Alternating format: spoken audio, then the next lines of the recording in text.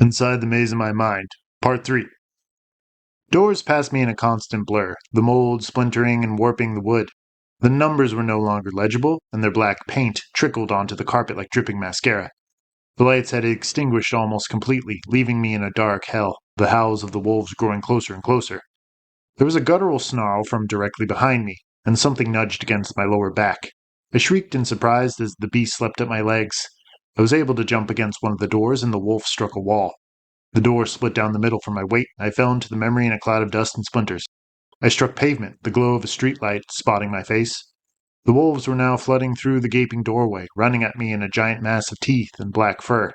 I got shakily to my feet. I realized that I was standing in a New York street in the middle of the night. The street did look familiar to me, but the particular memory escaped me. My entire college career was spent there in Manhattan, with a drafty apartment uptown with faulty locks, and a low-grade job at a dry cleaner a few blocks away from the school. I spotted a dark alleyway and raced down it, the wolves quickly on my heels. The fever kicked in again, and I supported my weight against a brick wall. The world seemed to spin and color-swapped places with each other. My feet were once more sinking into the earth, my heart riddled with static. No, not now. I was able to duck behind a stack of splintered crates, watching the mouth of the alley through the slats. The fever ran its course inside me, turning my stomach and blurring my vision. I would have to let it run out of steam before making my escape.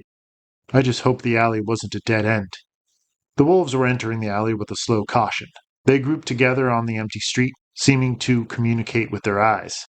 There were easily 12 of them, all as large as automobiles. They couldn't see me behind the crates, but they had strong eyes for the darkness.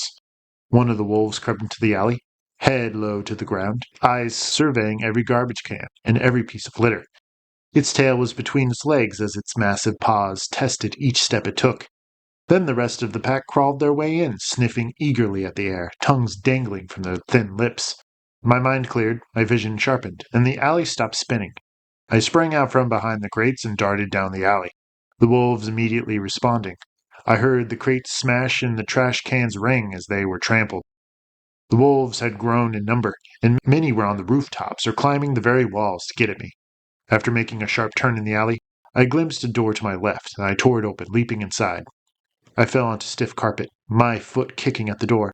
Out in the alley, wolves were just rounding the bend, pointing me out at once. I saw black shapes drop from the sky, and furry hulks emerge from the concrete like giant ghosts. There were too many to count now. The toe of my shoe caught the edge of the door, and I was able to swing it shut.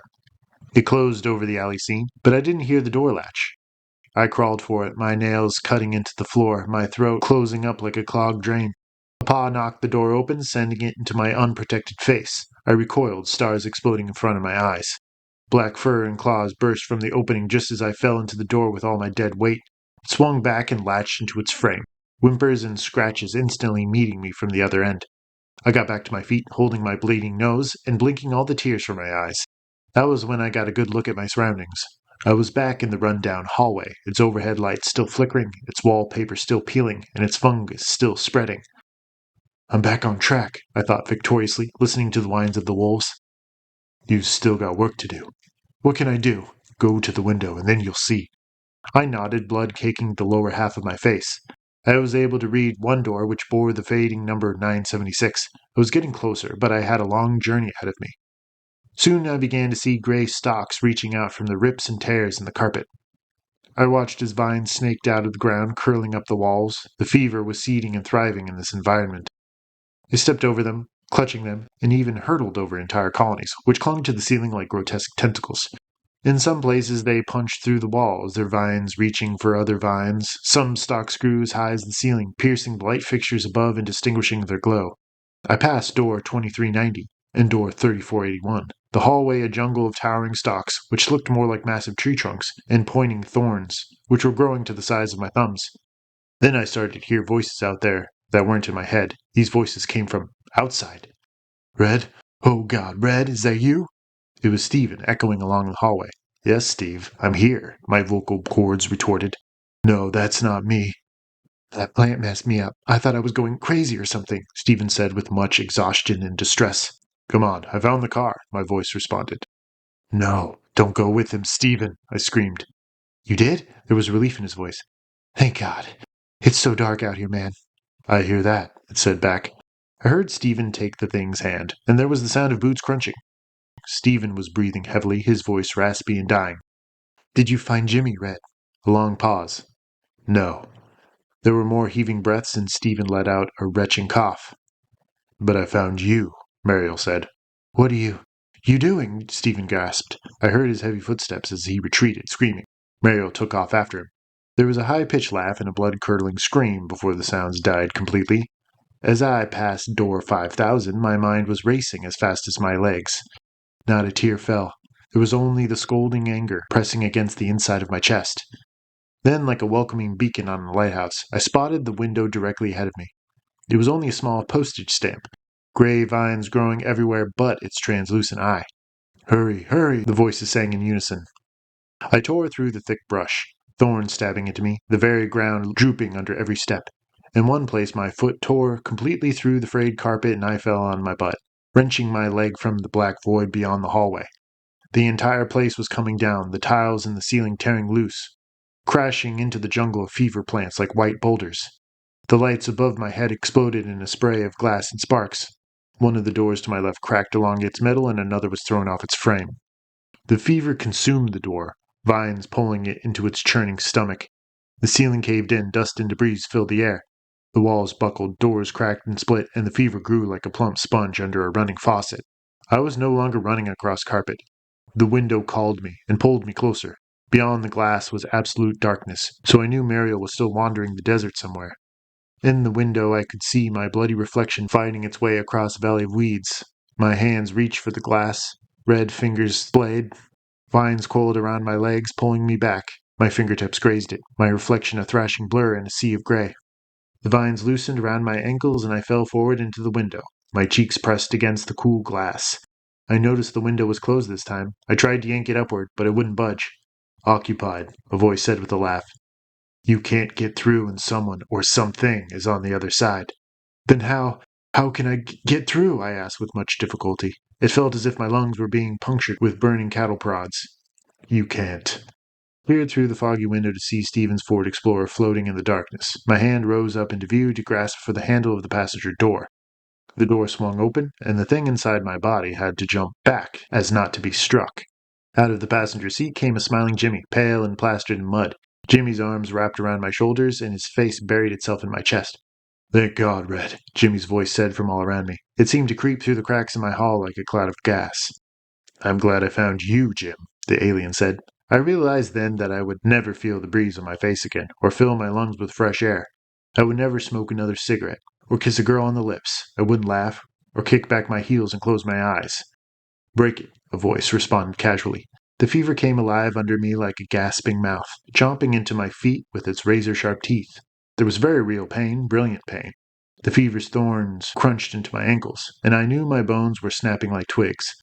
Blood poured between my legs in thin ribbons, spotting my pants, splattering the window. Break it! I smashed my fist against the window, and the plant swallowed me up to my hip. My pelvis snapped, hot pain coursing up my back. I lost all sensation in my waist and stomach, my chest splitting open. Hot blood sprayed my face as I banged my fist a second time. What are you doing, Red? Mariel asked me from the other side of the window. Just what do you think you're doing in there? I buried you, I said. Do it, Red, a voice pressed behind me. I recognized my own voice as an 8-year-old boy. I couldn't feel its teeth anymore, or hear Mariel's rambling words. As I raised my fist for the last time, there was bliss. My eyes closed, and all my remaining strength went to my arm, into that last swing. The fever screamed as I struck the glass. The window cracked down the middle, and everything fell silent. The fever stopped chewing me. Mariel stopped screaming, and the voices were silent. I saw that the window had gone dark, the spiderweb crack connecting each of its corners. I fell backward, but 2 hands caught me under my arms. I was aware of being pulled out of the fever, debris sprinkling my face. I could hear the carpet ripping as the floor gave way. The ceiling moaned as it struggled to stay intact. Wood was splintering, lights popping, and the fever fell into the void. There was a tremendous crash, which I knew to be the walls buckling. Then I heard the subtle creak of a door opening. The door stood open before me. Sunlight danced on the other side, and the hands under my arms pushed me toward it. My hands reached in. The warmth filled my eyes, my face. It's just a new drug, I guess, Jimmy concluded, and the door snapped shut behind me. Epilogue. As black as the desert at night. Red blinked in the heavy sunlight. Come on, we've got a long way to go, the boy said from beside him. The boy had a dead wolf strung across his back, its head flopping doll-like over his shoulder blades. The silver tag was still clipped to the wolf's ear. The boy looked up at the man, face smeared in sweat and blood. Where are we going? Red asked, but he already knew the answer. We're going to a funeral, the boy replied simply. We have to start digging before sunset.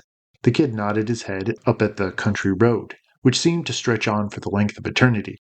Red thought they wouldn't make the funeral that night, or any night for that matter. Now it was about the journey.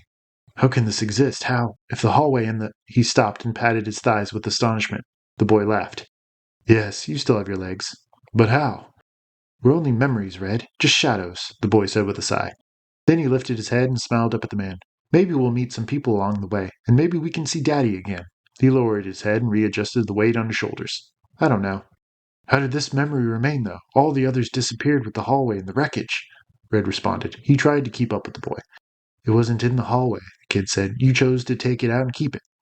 You were able to conceal it, and when your mind started to crumble, you had somewhere to fall back on, to keep yourself going.